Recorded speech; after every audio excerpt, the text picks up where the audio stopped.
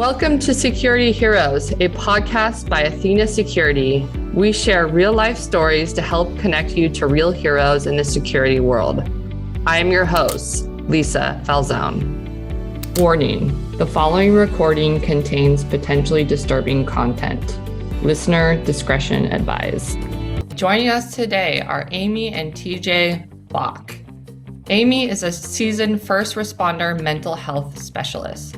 As the owner of Resilience Counseling and Consultation, she's endorsed by prominent national organizations and remains committed to offering evidence-based treatments for those facing post-traumatic stress injuries. As a licensed professional clinical counselor and a certified first responder counselor, Amy has dedicated her career to supporting the unseen mental battles our heroes face. So TJ brings a depth of knowledge from the physical security fields and currently holds the position of Director of Protective Services at Nationwide Children's Hospital. With over a decade of experience in the security industry, his journey has seen him work with giants like Amazon Web Services and also in various crucial roles at Nationwide Children's Hospital. Both Amy and TJ represent the intersection of mental health and security, two vital sectors that often overlap. Welcome to the podcast, Amy and TJ. Thank you for having us. I'm excited. Yes, thank you very much. I'm so excited to have you guys because I constantly have people from the security industry on this podcast, and they're always like, technology, awesome. That's how we can kind of help violence in the ER. But then mental health always comes up. People always talk about it. And so I'm so excited to have a husband and wife team as well.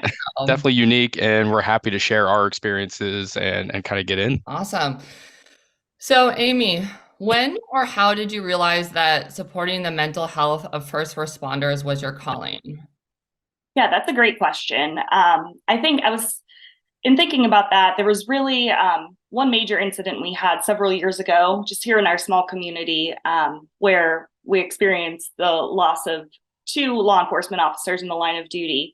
And the impact of that was just profound and really had ripple effects well beyond our small community. But what I saw following that was the complete devastation on the faces of the responders, being from numerous jurisdictions, numerous departments, again, because the effect of that was just so widespread. And really being able to support and treat those responders so they could process what they saw, what they had to do, and just the magnitude of what happened was a truly pivotal moment for me.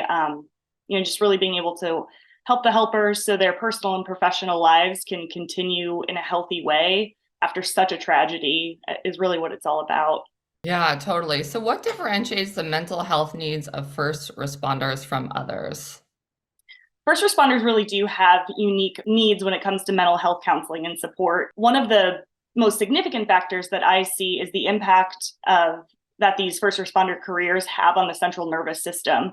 Because when you're doing a job, and like for the job that you're doing and having to maintain your physical safety throughout that job requires that you function in a state of hyperarousal, hypervigilance. Right. Your central nervous system can get caught on this roller coaster between being overactivated and then at some point it has to correct for itself. And then you see a lot of first responders kind of bottom out when they get home to this under arousal state where it's really hard to maintain relationships and a healthy balance in their personal life. They're rarely functioning in that ideal zone of the central nervous system functioning. So helping first responders regulate that response, which again, part of that is just part of the job, is having to be functioning way up here to be safe, but trying to reduce the impact on the rest of your life and also like physical health, because there are definitely some long-term complications physically that come from always functioning in that state of arousal.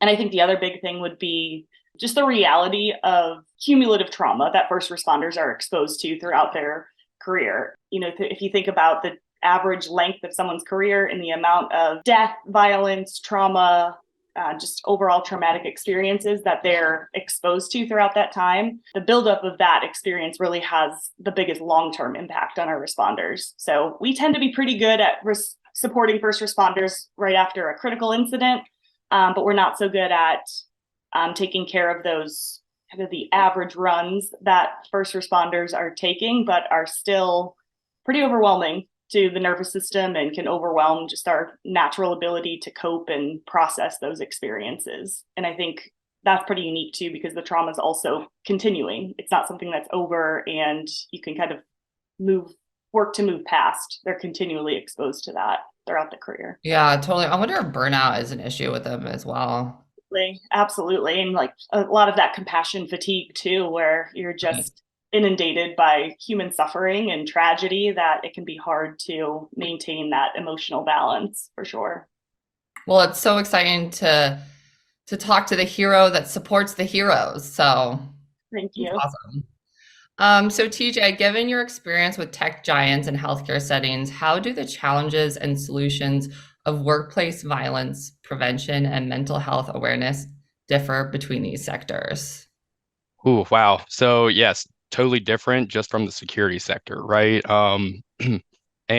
And so kind of piggybacking off of what Amy was talking about is it's your clients that you're seeing, right? So my time at a tech giant, for example, we didn't deal with as much public, plus the healthcare industry. That's what you're seeing a lot of. It's open to the public. You have EMTALA where you have to provide that health. So there's that balance. There's more of a security balance in the healthcare security industry. And so therefore we are exposed to a lot more risk of workplace violence and also that first responder mental health aspect of it. So, we have a lot of the medical staff obviously as first responders, right? And I consider the security staff as well first responders. They're witnessing a lot of that trauma too. Not just the ED staff, but they're coming in and the security staff is really the ones that are supposed to be the supporters of that staff too. So those are unsung heroes as well that need to be taken care of. And that's difference of that, although still same importance. So a lot of people talk about how healthcare security is so different than other security. And like from talking to different leaders in this space, I think a lot of it has to do with the mental health because they're not premeditative necessarily. It's like, all right, I'm frustrated, I'm going to pull out a gun or, but like it's not premeditative. A lot to do with like mental health issues coming into the ER. They don't really mean to. What are your thoughts on that? Yeah, exactly. It's exactly that. There's again when you're dealing with the public, and then just in my case, dealing with pediatrics. So you have a lot more. You deal with a lot of families really struggling emotionally. Yeah. When there's a child involved, it's different. And so we try to get that training and saying, hear this family out, and we want to be that. But we also have to take care of them. Right. If they're training and they're wanting to do that, they're also going through their own traumatic experiences and making sure, in turn to try to help that family, whether it be the patient having a mental health crisis themselves, the parents really dealing with emotional distress coming in, or even a family member, right? That's where you'll see it differently in the healthcare setting is we're here to help protect and we need to protect them as well. Yeah, totally. I mean, I think of myself as a parent. I'm like, oh man, if like one of my kids was in the emergency room for something really serious, I mean, Mama Bear would do anything. Mm-hmm. Absolutely. Yep. Mama Bear probably would, pull something out. I don't know. Uh-huh. Mm-hmm. Yeah. And so that's the thing is we put ourselves, it's hard not to put, just mentally ourselves in these family shoes. Right. And act emotional ourselves. So there's a whole training aspect to that and coming into this environment, which is a place of healing. It's a very tough balance. Totally. And you're dealing with people at their worst. So it's Yes. Yes. So given your roles in mental health and physical security, how do you believe the two intersect, particularly when addressing workplace violence? Because I mean, here you see husband and wife, so it intersects because now we're on this podcast, right? It's just kind of fun to see how that goes. Is because mental health, which is great, becoming so aware, especially in the healthcare space. Kind of what we touched on before. I look at my team as first responders as well. So, and it's one of those, we always talk about getting the mental health for our patients and our families. And even with workplace violence coming in now, we're really focusing on staff as well, which is important. So that's why I really want to bring that awareness to the security professional there, is because they kind of are acting as that first responder as well. Yeah, I think that's an excellent point. And what we know about trauma too is a common symptom if for someone who's experienced trauma is that strong emotional dysregulation, which leads to easily angered, lower frustration tolerance, and all of those kind of symptoms, which ultimately can contribute to those kind of chaotic situations or workplace violence. So being able to also have preventative programs and wellness programs in place so that we're supporting responders in preparing them for the exposure that they'll have throughout their career and giving them tools ahead of time on how to manage that stress so that it isn't rising to the level of post-traumatic stress or more significant mental health concerns, which of course have the emotional and behavioral components to them sometimes too. Yeah, have you seen that on your teams, TJ? Like the emotional dysregulation because they're constantly dealing with so much stress, and how do you handle it, and can you get them back?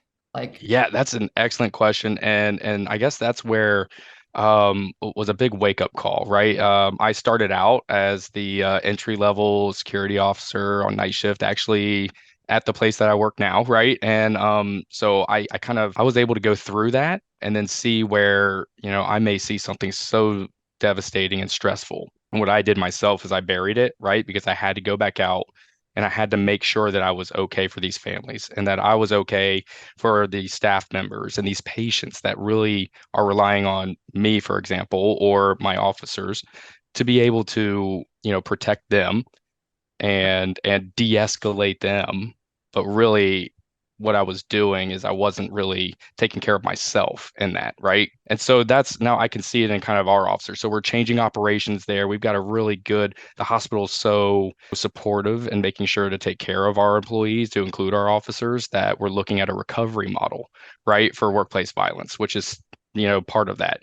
We have good EAP or employee assistance program. We have great internal teams that come over and help our officers and our staff members with some of this. So we're growing in that space, and I open that the rest of the hospital systems, the first responders, we see it with police and fire and what Amy's doing, and it's good to see that direction. Yeah, and that's such a good point that you made about having to be sort of that stable, stoic person that people are looking to in this time of crisis for them, right. Whether it's a police officer, firefighter on the street, or your officers in the hospital.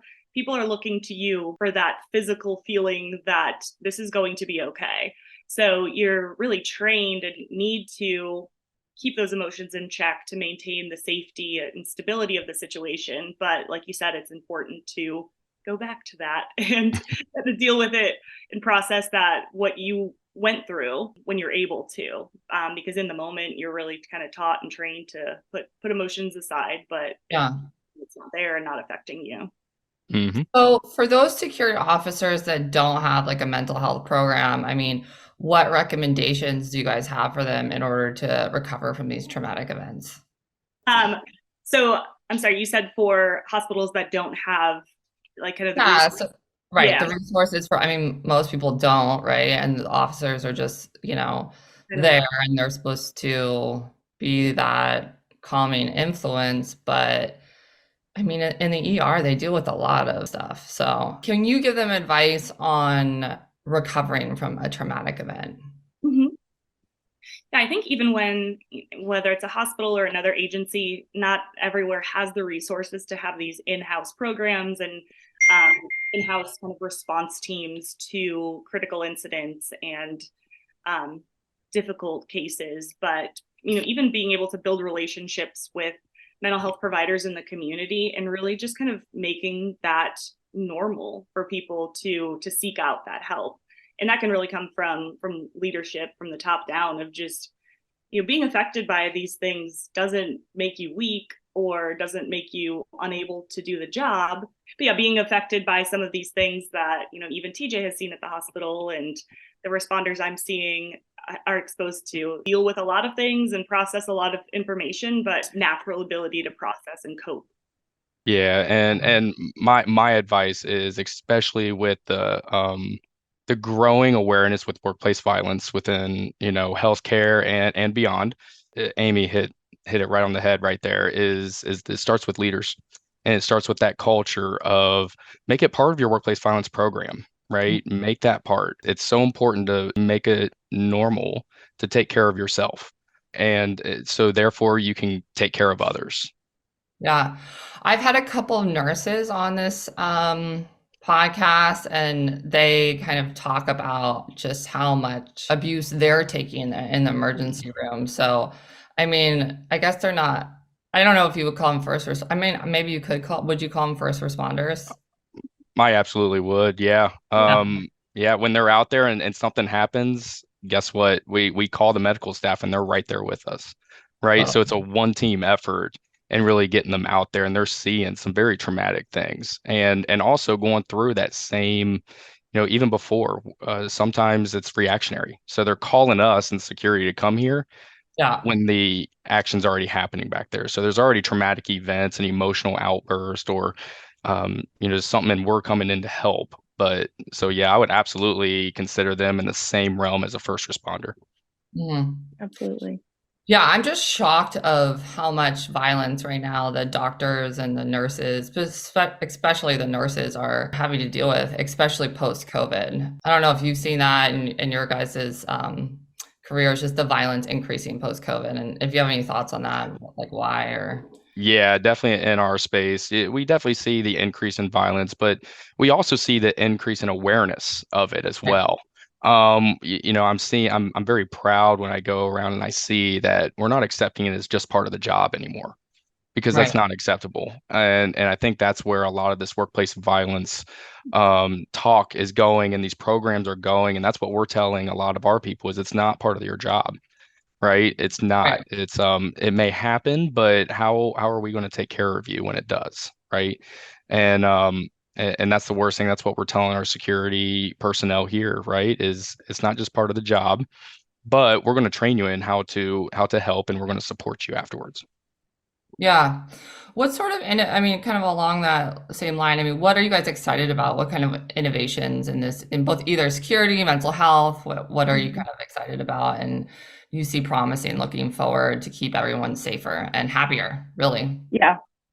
One thing I'm really excited about, and that I'm kind of reaching out into this branch also, are a lot of departments, police and fire departments locally here, are implementing more proactive wellness programs where I'm actually coming into these departments and meeting with each of their law enforcement officers or firefighters once a year for an annual wellness visit. So similar to the annual physicals that at least, most departments require, they're actually having, these mandatory mental health wellness visits also. And it's just such a good way to normalize the impacts of these careers.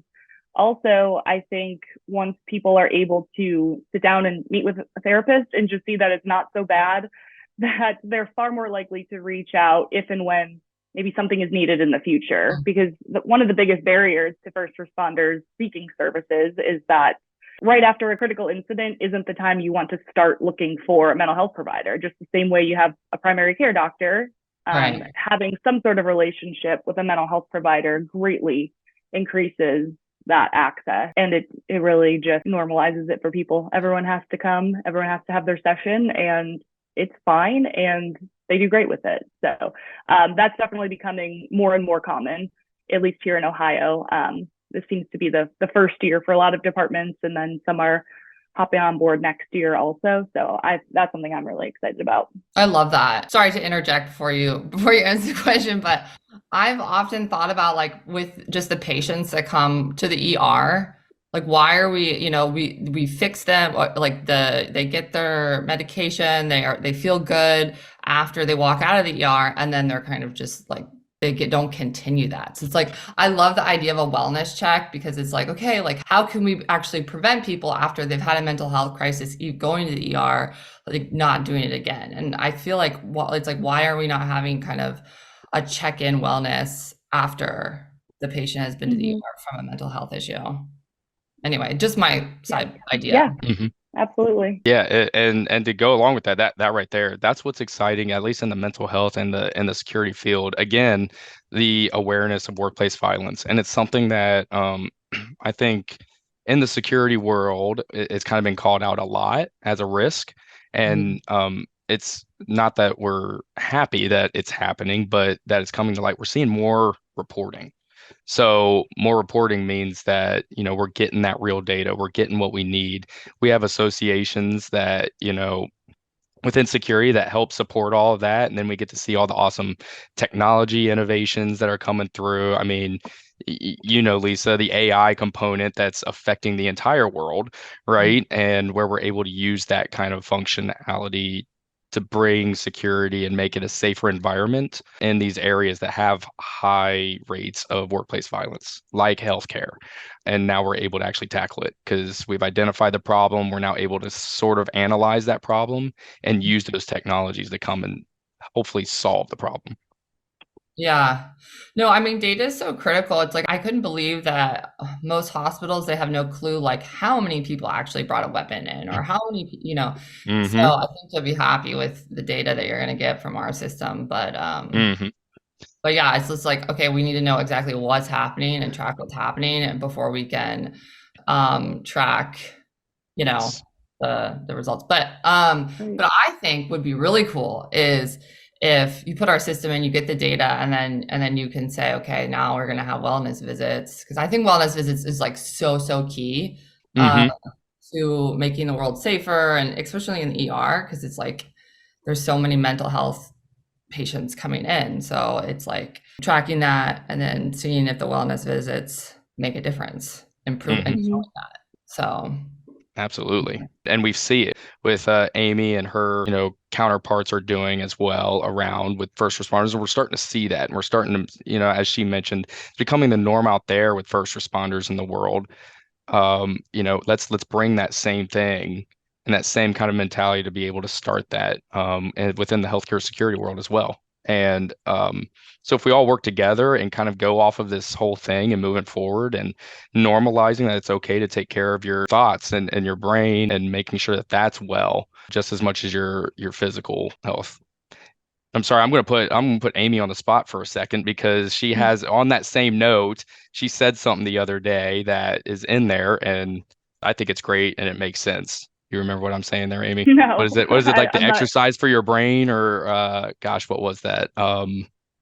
Because Oh, it's check up from the neck up. check up from the neck up right there. So yeah, make sure you get that, right? I think that's great. She said that the other day and it made me laugh and I bring it I up out, was around here. joking, but yes.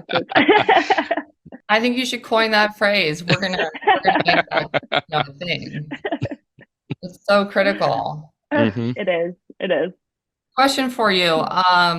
Do you find that the issues that the first responders face, like with PTSD, do you find it similar with like soldiers, people in the military, like in how they deal with PTSD? Is it similar, like what they're going through? Yeah. Yeah. There are definitely a lot of overlaps between the experiences from between military veterans and first responders also, especially some of the like psychological reactivity. So, being easily startled, always kind of having to have your back to the wall so you can see the whole room.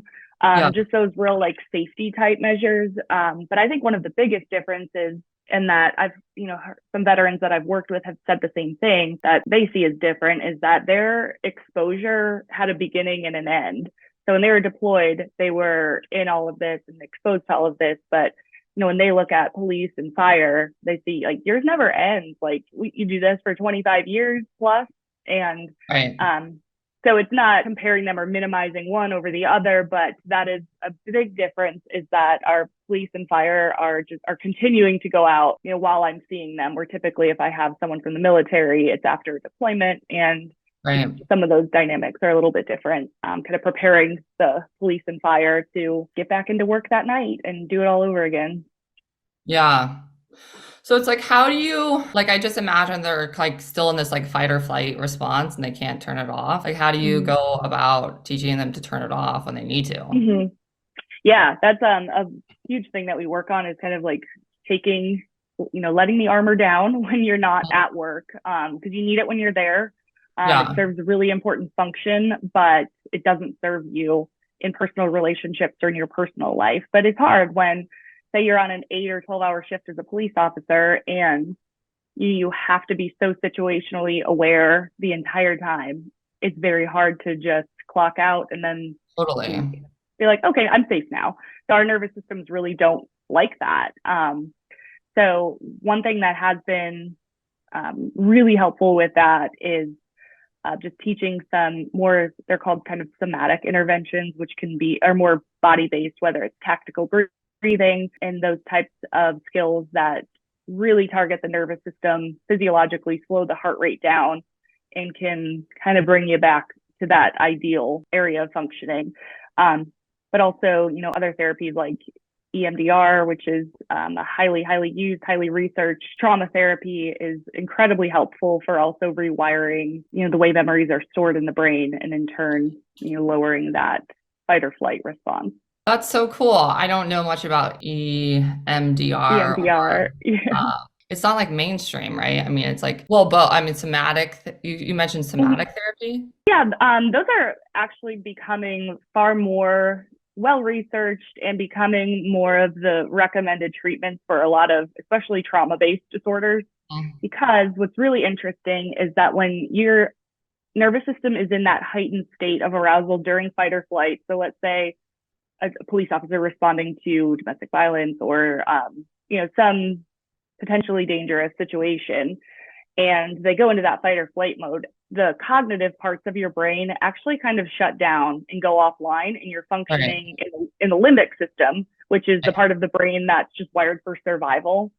So when that cognitive part shuts down, it really prevents some of the information and the experience that you're having from being effectively processed and stored in the brain. And that's when those memories can become problematic and can lead to some of those post-traumatic stress injury symptoms. So doing more of the somatic based or EMDR allows for that deeper processing, because cognitive therapies are great in some situations, but when we're not functioning with the cognitive part of the brain, those can only go so far sometimes. That's so cool. You seem like you're so on the cutting edge of all things mental health. I try to be. Yeah. I try. I mean, even like in my parents' generations, like mental health was like, they never even talked about it at all. And like our generation talks about it so much. And right. And I think it's so cool how you're bringing it to the first responders, because I didn't even know that was a thing. So yeah. And then I love it. I enjoy it a lot. Yeah, and to TJ's point, like I didn't even think about this sounds horrible, but I didn't think about like a security officer and their traumatic experiences that they go through. But I think that's one of the under-recognized, because even before I met TJ, I didn't really know all of just what they have to do sometimes at the hospital, involving little kids and the traumas and all of that. So they're right there on those with those patients too. Let's say you're like a security officer, therapy is expensive. What would you recommend they can do that's like they don't have to pay a therapist for? That's a great question. Yeah, Amy, hopefully you have some good resources on that one. I mean, one of the most important measures that can be implemented that is either low cost or cost free is a really good peer support team. First responders like going to people who understand them and their culture, the work shift, and all of that. So if you're able to implement a really strong peer support team, that's arguably one of kind of the most important supports to have in place. Sometimes some money will go into that as far as like some mental health trainings for the team lead, but it's really, really cost effective, and people have a higher likelihood of accessing that versus jumping right into therapy sometimes. You hit the nail on the head there, Amy. Peer support is huge. And just like your police officers, firefighters, we have a lot of those that work within the security field. It's so close, and that's been beneficial for us as well, right? Is a strong peer support program. Also, some of the things that Amy mentioned earlier, just knowing some of the learning about the stuff that we didn't know, right? About what part of the brains are going, and understanding your unique situation that you may be in as a security officer or police officer, firefighter. You also can learn things like Amy said, tactical breathing, right? And knowing when to do that and how that goes and how that affects you. That helped me a lot when I learned about some of that stuff, and then I knew I had to do that, and it helped me in the moment. So knowledge and training in that aspect is cost effective. It's just to learn a little bit about it. Yeah, I mean, I guess I'm wondering if you have a peer, have in your security department, do you have a peer-to-peer program, or do you encourage it, or have you implemented it? Yep, and formalizing it again as part of the workplace violence, program.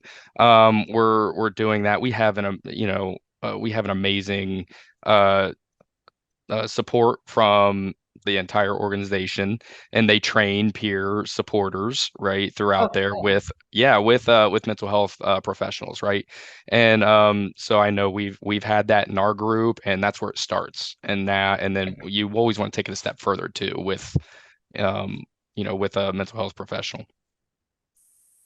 That's awesome. I'm glad to see that you're taking the Amy's advice and implementing Yes. it in your Sometimes I have to. cool.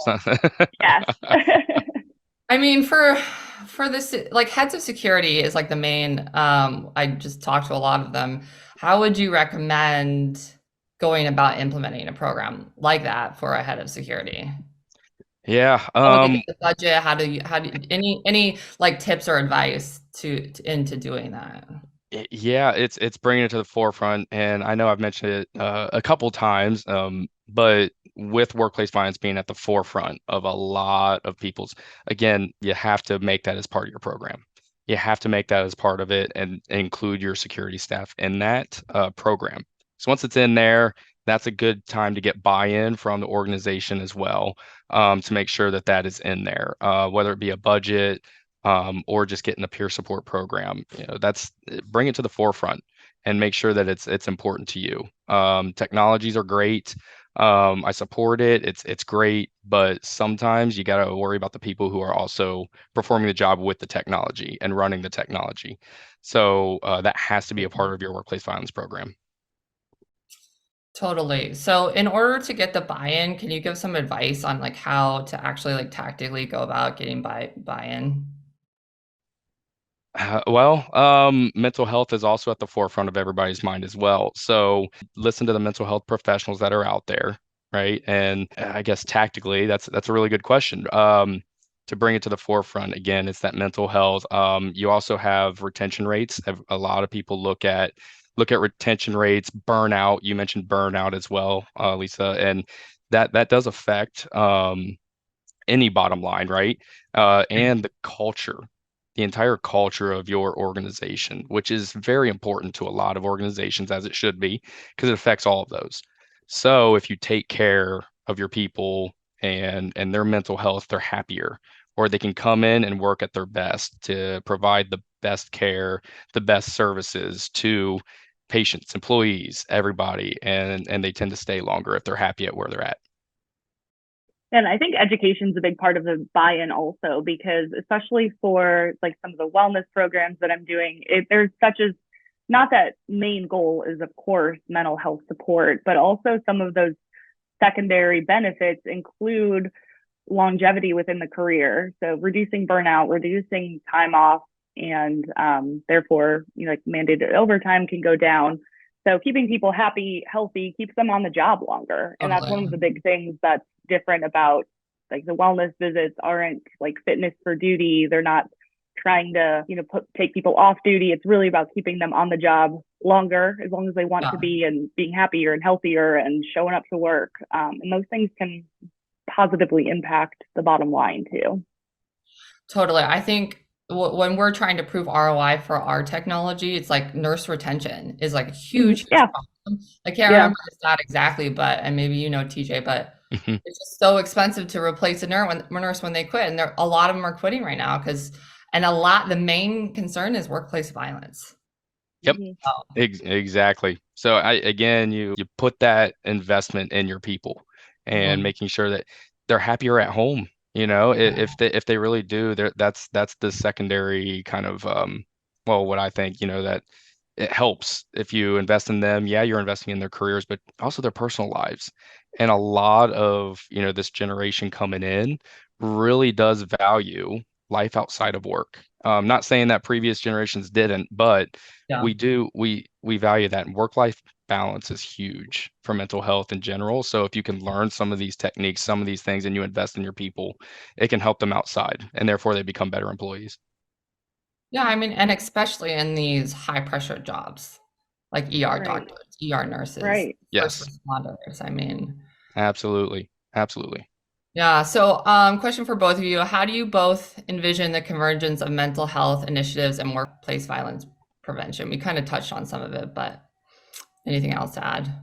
I would say, I really think like just kind of piggybacking off what TJ just said is that when people are happier and mentally well, there's such a reduction in a lot of these incidents, especially that, TJ is working through at the hospital. So, teaching some of those skills of just active listening and that empathy for other people can really de-escalate situations, ideally before it gets to that place of, You take care of your people, Yeah. you invest in their mental health, you're gonna have a better person here to really take care of your patients, your staff, staff taking care of staff as well. It's huge. It creates a way better culture Yeah. and an atmosphere. Yeah, and I think Awesome. like bringing mental health awareness to these situations and teaching some of those trauma-informed de-escalation skills that I know TJ's team is really good at, to help reduce, the likelihood of these situations escalating further. So, kind of using what we know about trauma and trauma responses to better communicate and address these issues in the moment is helpful. Awesome. So, in closing, reflecting on this conversation, what's one key message or takeaway you'd like listeners to remember regarding mental health and workplace safety? Yeah. So, hey, make sure to get that checkup, right? Now we talked about checkup from the neck up. Make sure to take care of yourself. Therefore, you can take care of the rest, right? You're not able to give 100%, to the job and taking care of people if you're not taking care of yourself. Love it. Yeah. Check up from the neck up. I would say also having like a comprehensive plan in place, like I said earlier, right after a critical incident isn't the time to start figuring out what do we do for these people that just witnessed this horrific thing. So, being prepared, having that proactive plan in place, which includes preventative interventions as well as post-incident response. So kind of having that full spectrum of let's incorporate the skills and teach the skills ahead of time, but then also have a reactive plan for critical incident response ready to go before it's needed. I love it. Well, you guys have been awesome. It's just such an honor to have you both on. So thank you so much for making the time. I really appreciate it. Absolutely. Thank you for having us. Yes, thank you so much for having us. Yeah, absolutely. You guys are awesome. I'm like cheering for both of you. I think you guys are going to do awesome things for the world. So thank you. Thank you very much. So cool to talk to you. Thank you so much. Thank you. Appreciate it. Bye. Security Heroes is brought to you by Athena Security. To find out more about Athena Security and how we help save lives through our weapon detection solution, visit www.athena-security.com. And then make sure to search for Security Heroes in Apple Podcasts, Spotify, and Google Podcasts, or anywhere else podcasts are found. Make sure to click subscribe so you don't miss any future episodes. On behalf of the team here at Athena, thanks for listening.